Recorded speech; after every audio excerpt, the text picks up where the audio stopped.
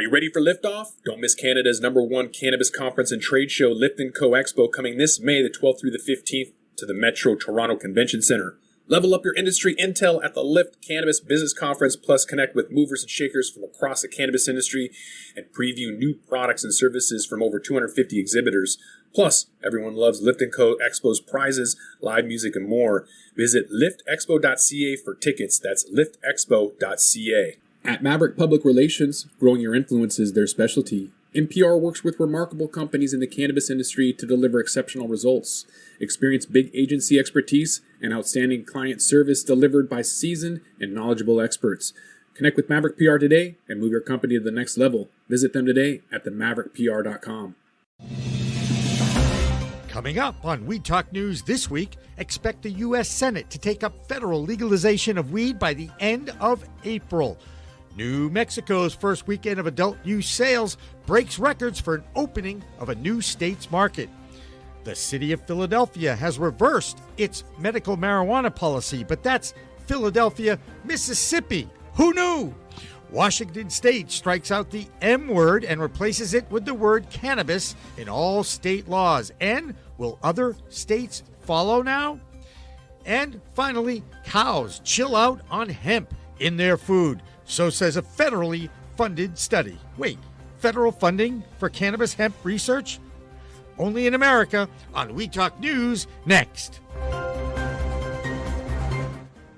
We are Pro Cannabis Media.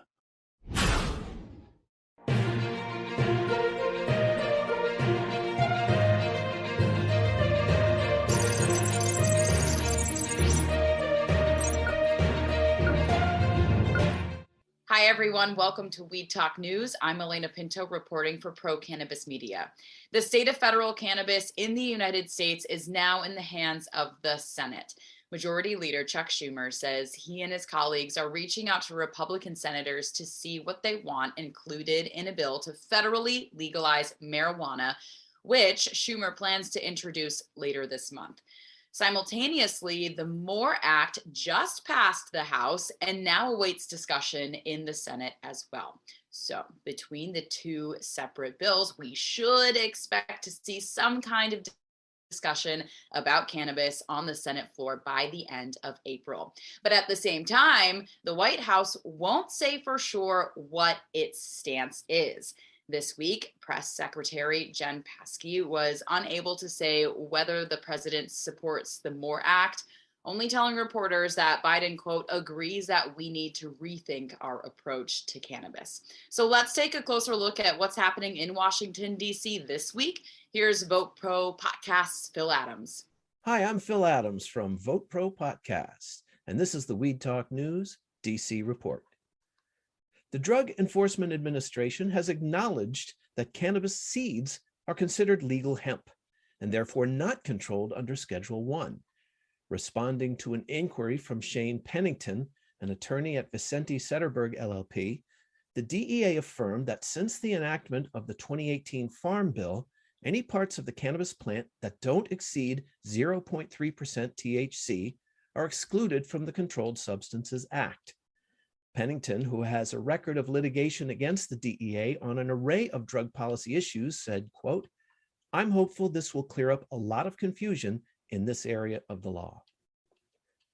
Lawmakers in the District of Columbia voted down a measure this week that would have made it easier for DC residents to purchase cannabis legally.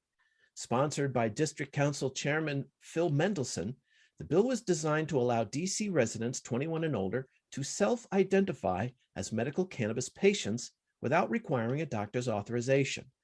The bill would also crack down on the practice of gifting cannabis to customers who buy other products and services as a way of circumventing the ban on adult use cannabis sales. In 2014, a rider was added to the federal appropriations bill that banned legal cannabis sales in DC. That rider has been renewed every year since then. $3.7 billion in cannabis sales tax revenues was collected last year in states where adult use is legal. That represents a 34% increase from 2020. That's according to a report put out this week by the Marijuana Policy Project.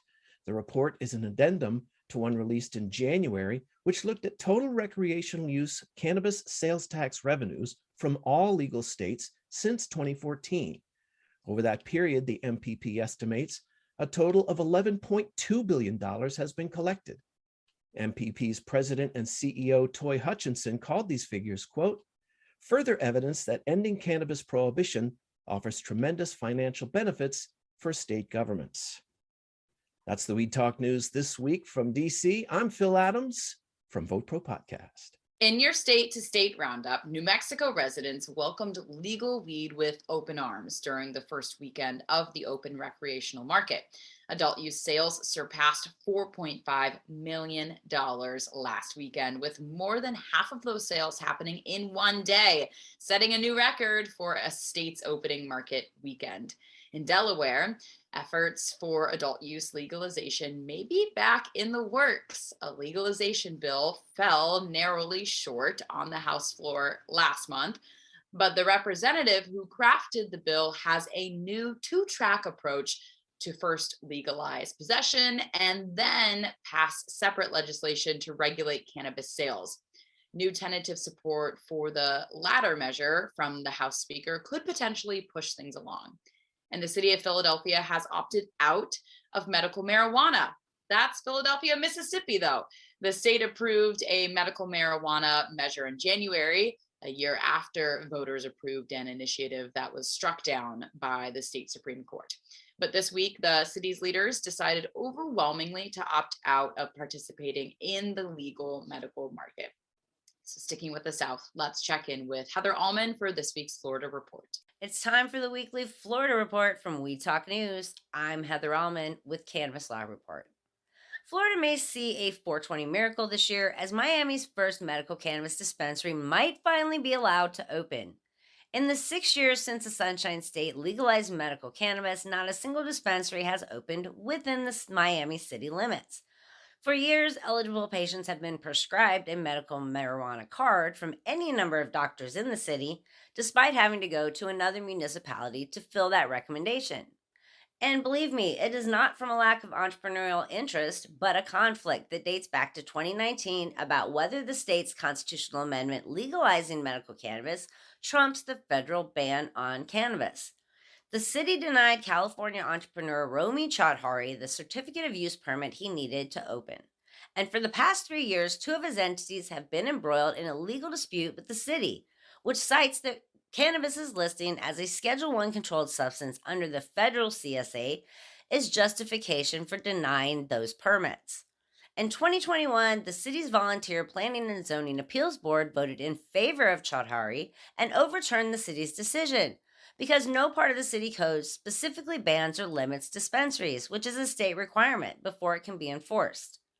Miami zoning director appealed the board's finding, and the appeal was put on hold and put in federal court. The federal court, however, promptly kicked it back down to the county level last fall, ruling the city had failed to act under the provisions of Florida law by, you guessed it, not writing a specific ordinance that regulates or bans medical cannabis dispensaries. This is the crux of the issue at its core.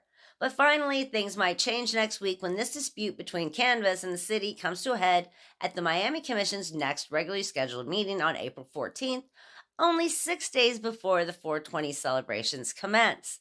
Let's hope Miami patients can indeed celebrate this cannabis holiday within their own city limits. In other news, we saw two major moves from Trulieve this week. Over the weekend, they became the first cannabis MSO to enter the metaverse with their 420 for All NFT collection. It's currently being sold on the OpenSea marketplace, and the initial offerings began April 2nd, exactly 420 hours prior to April 20th, the nationally recognized cannabis holiday.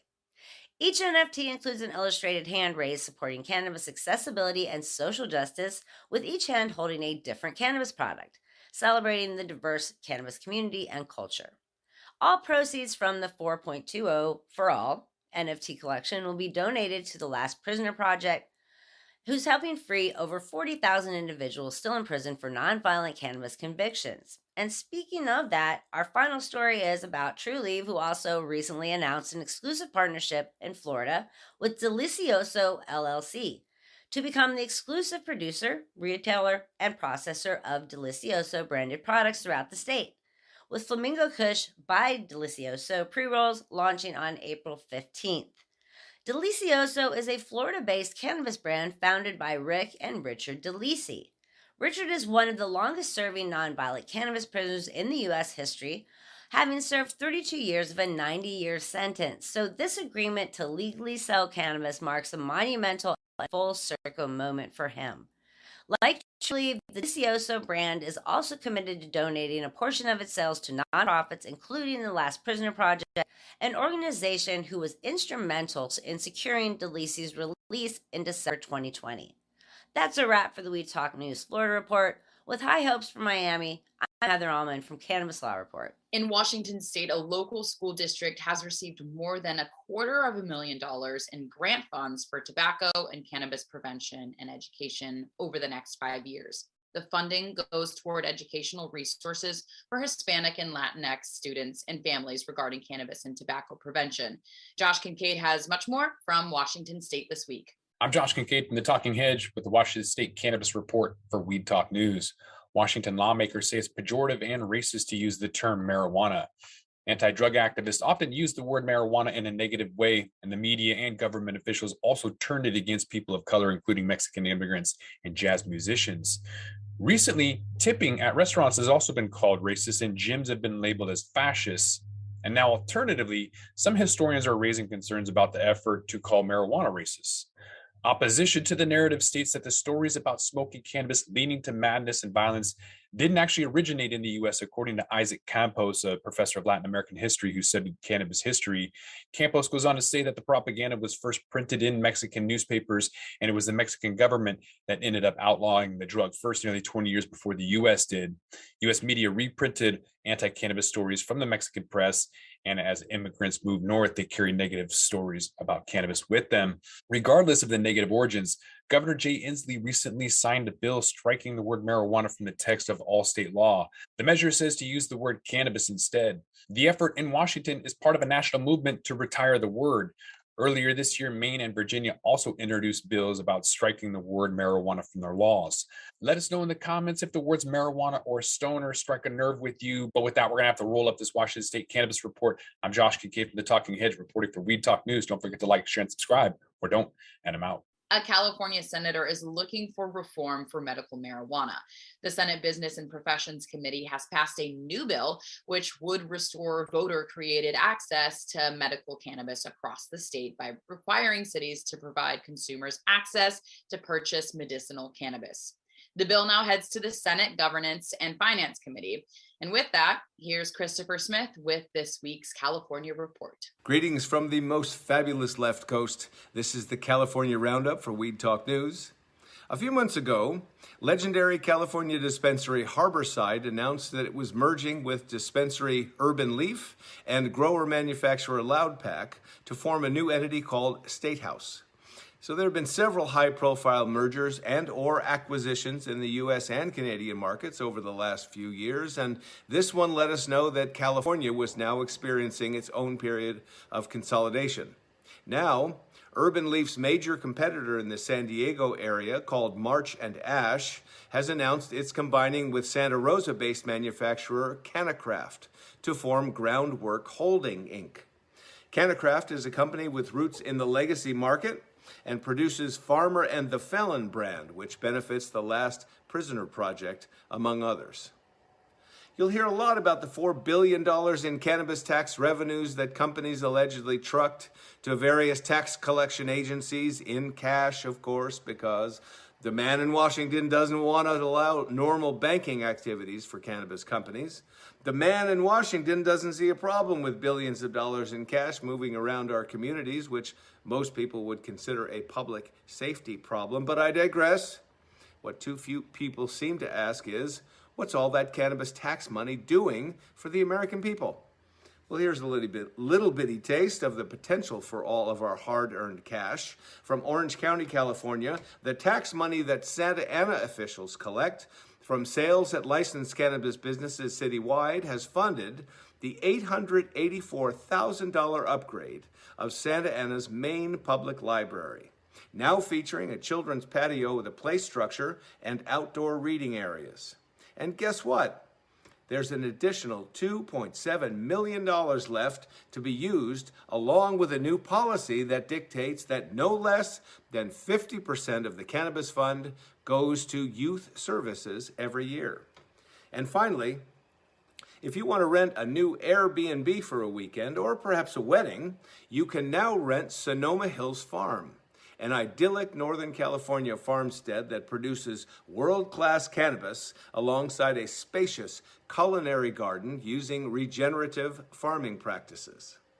Guests will not have access to the cannabis grown on the farm, but will have access to hemp, the low THC cousin of marijuana, and will also learn about regenerative farming practices, which are like organic farming times 10, what some say is the only way to protect our precious farmland and topsoil. This is an interesting potential getaway that has real appeal. According to Forbes, a 2020 report found that 29% of all active leisure travelers and 18% of all Americans want to do cannabis-related activities on vacation. And I'm Christopher Smith, publisher of the American Cannabis Report, bringing you great news about a big new company, a buffed-out library and millions of dollars for kids, and a regenerative farm Airbnb, all because of California cannabis. For Weed Talk News. The lines between legal and illicit cannabis markets in Michigan apparently aren't so clear. It seems state-regulated legal companies are beginning to blur the lines when it comes to gifting cannabis products and holding marketplace events that are historically illegal. With much more, here's Michigan NORML Executive Director, Rick Thompson. Good day, everyone. This is the Michigan Report with Rick Thompson on Weed Talk News. Let's begin. This week, a new program was launched at the Marijuana Regulatory Agency. Monthly reports summarizing the enforcement actions taken by the agency against licensed cannabis companies are now being published. And a quick look at March's summary reveals most of the fines were issued for incorrectly displaying product by using non-conforming package types. CCG Holdings from Baldwin received 2 fines of $2,000 each. Stateside Wellness was also hit with a $2,000 fine for improperly labeling cannabis products in the store. And True North Collective was hit with a pair of $250 fines for discharging reverse osmosis backwash into a Great Lakes watershed, namely a marsh connected to the Grand River.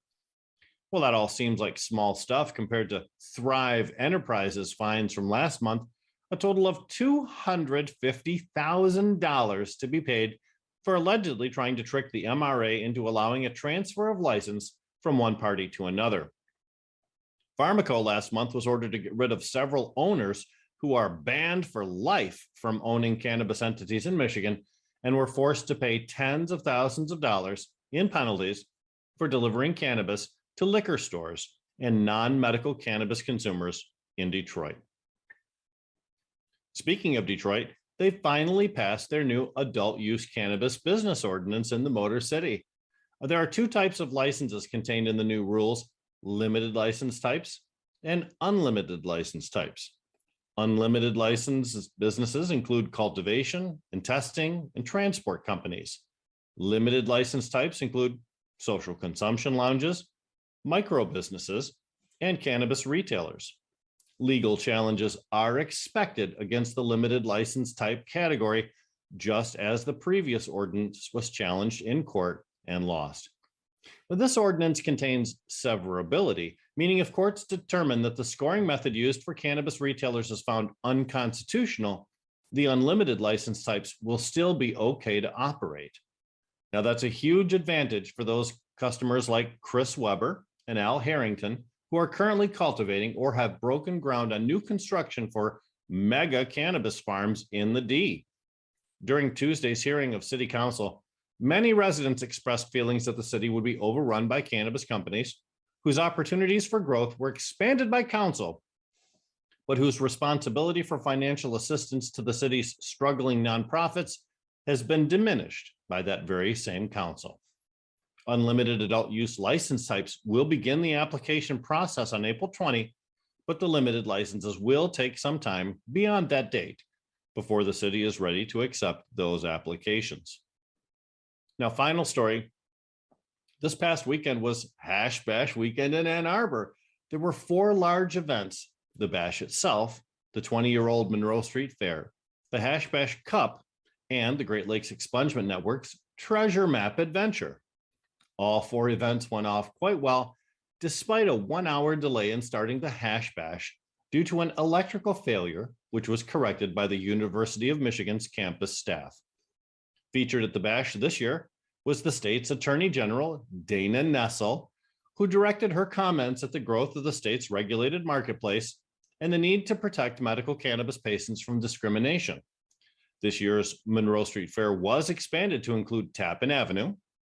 The Hash Bash Cup offered national music acts and the state's most respected cannabis competition. And the Treasure Map contest found several hundred people visiting a dozen different Ann Arbor cannabis-friendly locations to collect stamps and complete their map.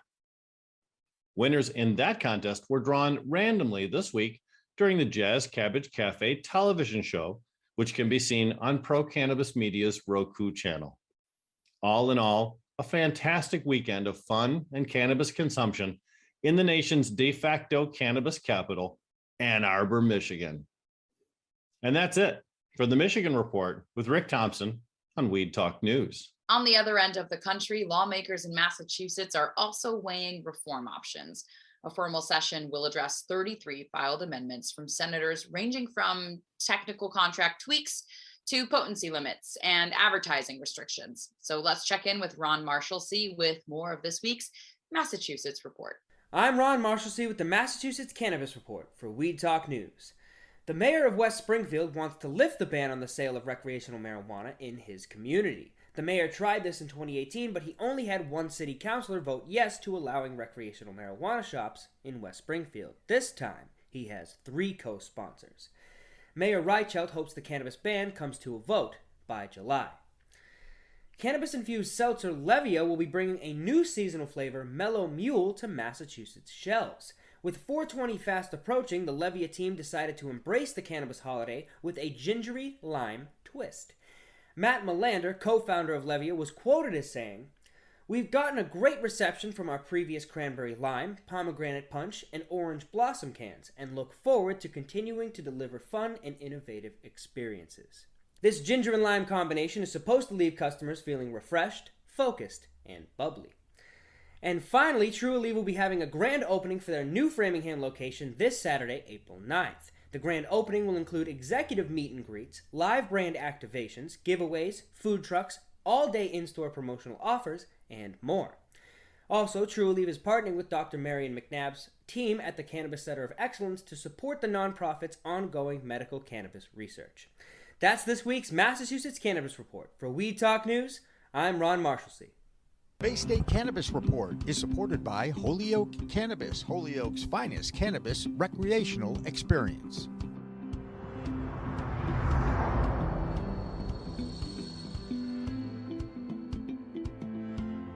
New Jersey is looking to get more people involved in the budding business of legal weed. This week, Stockton University hosted the state's largest legal weed and networking event, which also offered on-site expungement of records and legal advice. Jill Goldsberry has much more from New Jersey this week. I'm Jill Goldsberry with this week's New Jersey Report for Weed Talk News. In Somerset County, they're on track to open their very first medical marijuana dispensary amid the mixed reaction from many local residents. Middle Valley Partners CEO, cannabis advocate, and attorney Sarah Trent will appear before the planning board on April 27th to propose a dispensary on Route 202. Middle Valley Partners received their approval from the New Jersey Cannabis Regulatory Commission back in December to open the first dispensary. In other news in and around New Jersey, the New Jersey townsfolk are attempting to block legal cannabis sales. When the 2020 New Jersey referendum making recreational cannabis sales legal was voted on, they weren't expecting this. In picturesque Princeton, 75% of the town's residents voted in favor of legal weed sales. However, when the Princeton's Cannabis Task Force recommended opening 3 dispensaries in the town, that's only 18 square miles, More than 50 people sounded off for over 4 hours, and most of those who spoke did not want weed anywhere nearby their town. Towns like Pennington, Livingston, and Hoboken, where legal marijuana won wide voter support, but where local officials banned cannabis businesses anyway. Town leaders say they were motivated more by caution rather than residents' complaints. Officials like Hoboken Councilman Mike Russo expressed his concern for the situation and called the body's move to limit weed shops' retail outlets as backtracking. You can't say you're for cannabis and turn around and say you don't want it here, said Russo. At Pro Cannabis Media, we agree with that. I'm Jill Goldsberry, and this is the New Jersey Report for Weed Talk News. And for the rest of this week's Weed Talk News, here's Pro Cannabis Media founder Jimmy Young. Thanks, Elena. Great working with you. I'll take it from here. So do you remember a few weeks ago on Weed Talk News, we told you how Mike Tyson's new edible line was in the shape of a human ear? Of course, that ear had a bite taken out of it, but it still looked like a human ear. That is a big no-no in Colorado. According to the cannabis laws in Colorado, medical cannabis edibles cannot be shaped like humans or human body parts. So Mike's Bites, which are selling like hotcakes in California, will be turned into the shape of a letter T for Tyson, just in Colorado. Now it's time for the latest in the world of big cannabis business and the publicly traded companies. Here's the Green Market Report's Deborah Borchardt. This is the business update for Weed Talk News from the Green Market Report. New Mexico is now the 18th state to legalize the sale of adult use cannabis, and those sales began last Friday. The state reportedly sold $5 million worth of product by the end of the first weekend.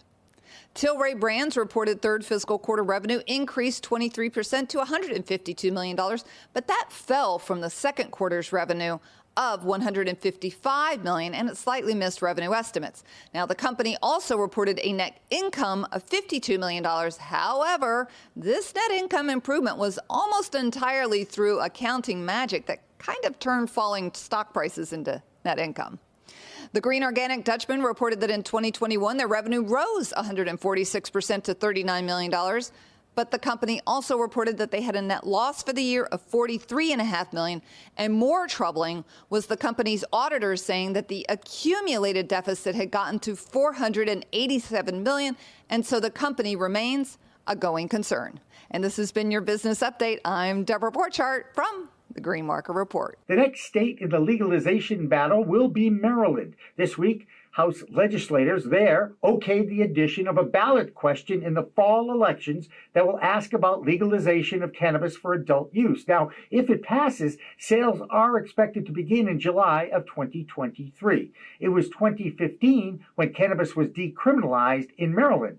And in Baltimore, arrests for cannabis possession and other crimes is way down. Maryland's state attorney stopped prosecuting cannabis crimes in 2020, and in 2022, only one person was arrested so far for carrying 10 milligrams or 1/3 of an ounce. No such problem in Vermont, where the Green Mountain State continues to move forward with their legal adult use market. Here's our Vermont correspondent, Jessie Lynn Dolan, with the latest from her state.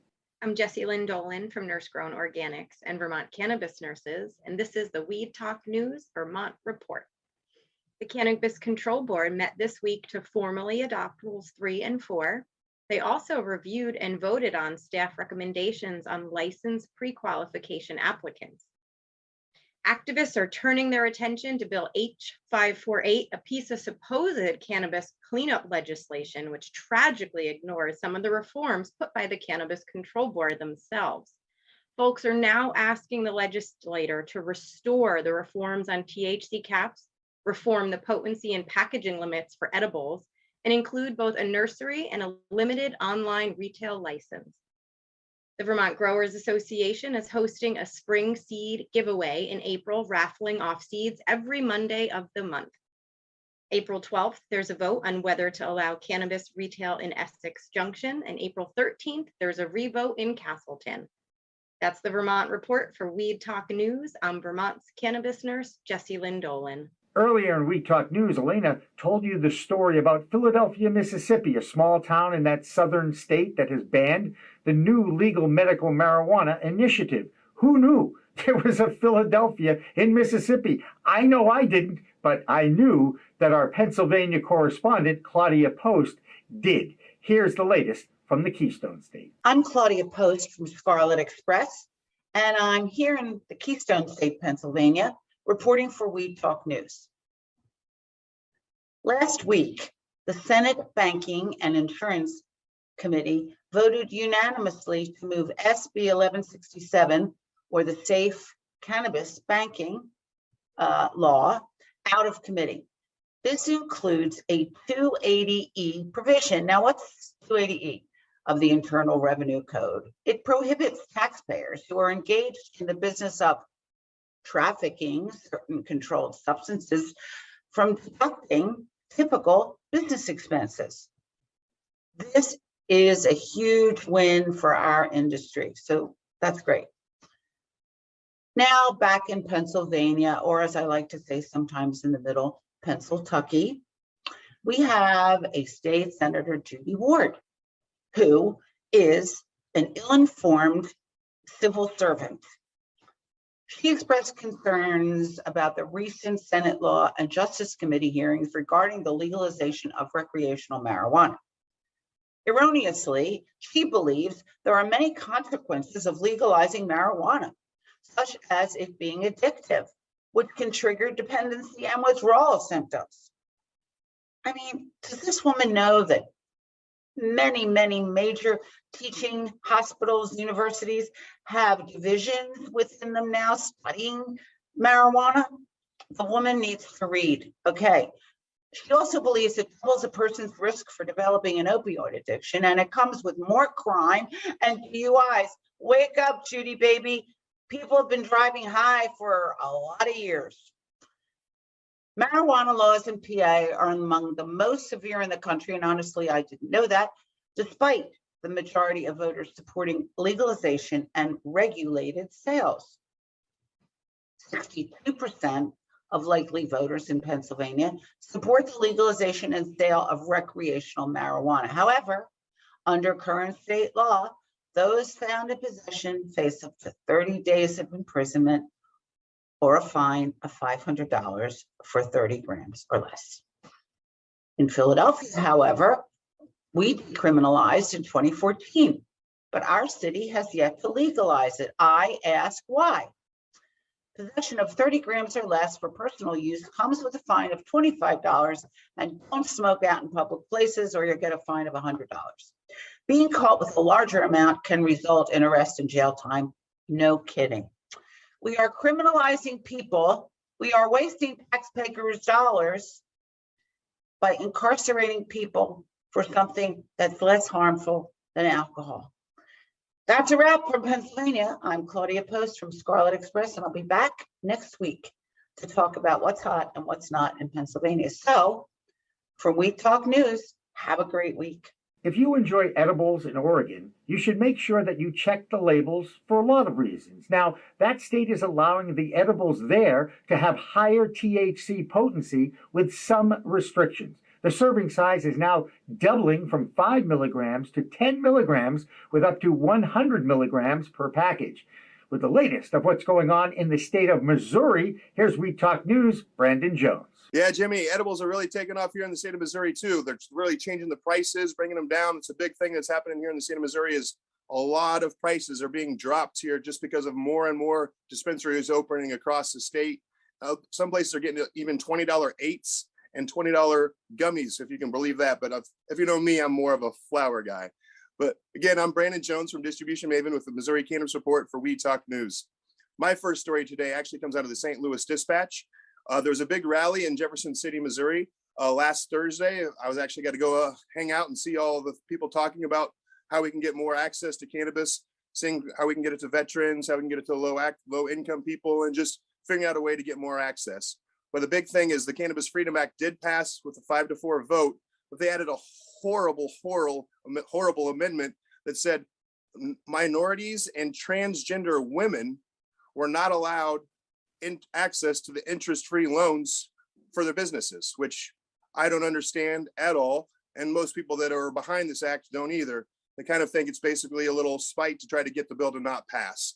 But we're still very hopeful that the bill will pass, and we'll try to get that expungement changed or amendment changed as fast as we can before it actually passes the next vote. And my second story is talking about sales. If you can believe it, last month here in the state of Missouri, sales reached over $30 million just for the month. It's up to nearly $1 million a day here in the state of Missouri in cannabis sales. Things are only growing and getting faster here. More dispensaries are open with over 188 already currently acting. So you can get cannabis all over the state, whether in rural areas or in the big cities. So thank goodness Missouri is trying to find a way to get everybody access. Again, I'm Brandon Jones with Missouri Cannabis Report for Weed Talk News. Stay educated and medicated. Have a great week, guys. So did you hear about Europe's support for cannabis? Well, according to a poll conducted by London-based Hanway, over 50% of Europeans support legalization, and over 30% use it regularly. Now, interestingly, unlike here in the States, Europeans don't want to grow it, they just want to buy it. Here's Stephen Arthur George with our European report for Weed Talk News. I'm Stephen Arthur George with SAG Advisory Services in Lisbon, Portugal. This is the European Cannabis Report for Weed Talk News. Majority of Europeans support cannabis legalization. This was just reported by Reuters earlier this week, and it poses the question, could Europe move before the United States? It's definitely not clear yet, but we do see some new momentum here in Europe and also now have public support as well. Over in Switzerland, the first cannabis wellness spa has recently opened. It will be CBD only at this time, and they will offer things such as yoga as well as massages. It's most likely a play on future hopes of adult use regulation in Switzerland. Up in the United Kingdom, a large UK media investor is getting into cannabis. Channel 4's investment division has invested in Cannaray, a UK-based medical cannabis and CBD wellness company. This deal will increase their exposure on TV to a company who already has CBD products in over 1,500 retail stores. That's the European Cannabis Report. I'm Stephen Arthur George from SAG Advisory Services reporting for Weed Talk News. And finally, tonight, we all know that cannabis is still illegal on the federal front, and thanks to the 2018 Farm Bill, hemp is legal. Now, sure enough, a federal grant of over $200,000 was awarded to Kansas State to study the effect of hemp on cows' personality and behavior in their feed. That study was funded by the Department of Agriculture, and the conclusions were released this past week. Sure enough, hemp munching steers spent more time lying down and had lower levels of stress hormones. $200,000 to tell us this? Only in America. That's Weed Talk News for this week. For Elena Pinto and producer Tori Chamberlain, I'm Jimmy Young from Weed Talk News. Remember, it's a whole new world of weed out there. Use it responsibly.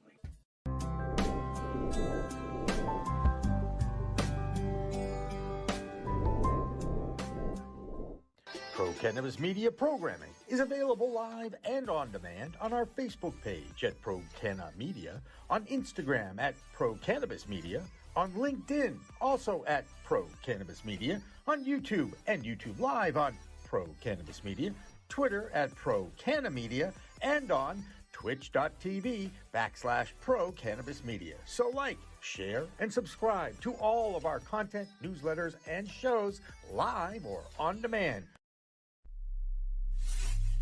We are Pro Cannabis Media.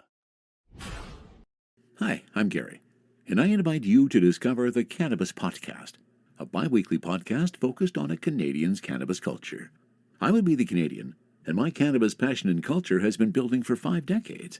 I share that passion for this wonderful plant in every episode, through conversations with cannabis advocates and enthusiasts, stories about the ever-changing legal environment, and some hands-on testing of product in a segment I call Cultivar Corner. The Cannabis Podcast, a Canadian's cannabis culture, one toke at a time.